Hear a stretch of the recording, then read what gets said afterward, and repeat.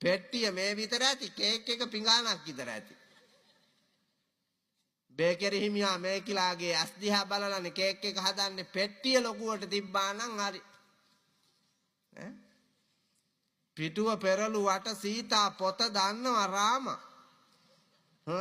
අතේ සල්ලි තියාගෙන හිටියාට බේකරි කාර්යයා දන්නවා මේකිගේ මොලේ.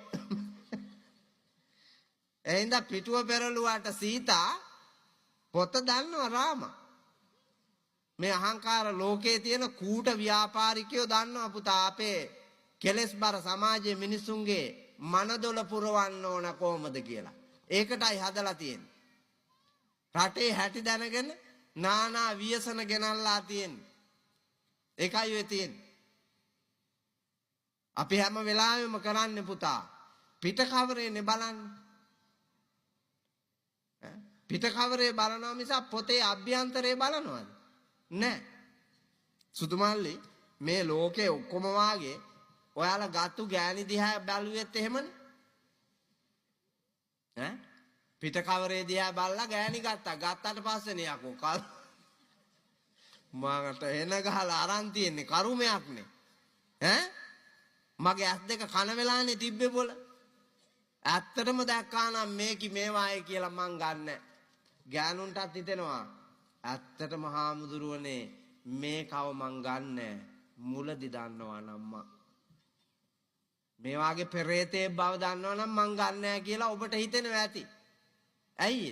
අපි පිටපැත්ත බැලුවා කුලප්පුව හැදුනා ගත්තා. අරගෙන ටික දවසක් යනකොට තේරුනේ වැඩේ වැරදුනා. දැන් මොකද කරන්නේ? දැන් කරුමේ ගෙව ගෙව ඉදිරියට යනවා. මේ අහංකාර ලෝකේ රවට්ටන වැඩ තියෙනවා.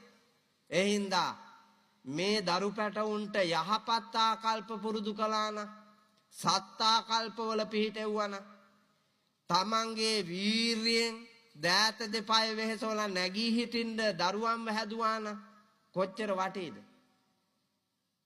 දැන් ඔයාලගේ ගම ගෙදර බලන්නකෝ අපරාධ ලොකු විනාශනේ කරන්නේ.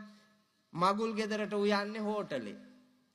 මගුල් ගෙදර ඉව්වොත් බැරි වෙලාවත් උයන්නේ කේටරින් සර්විස් එක කවුරු හරි. ඇයි? ගෑනු 10 දෙනෙක් නෑ පුතා. 100කට 200කට උයා ගන්න පුළුවන්. ගෑනු 10 දෙනෙක් නෑ.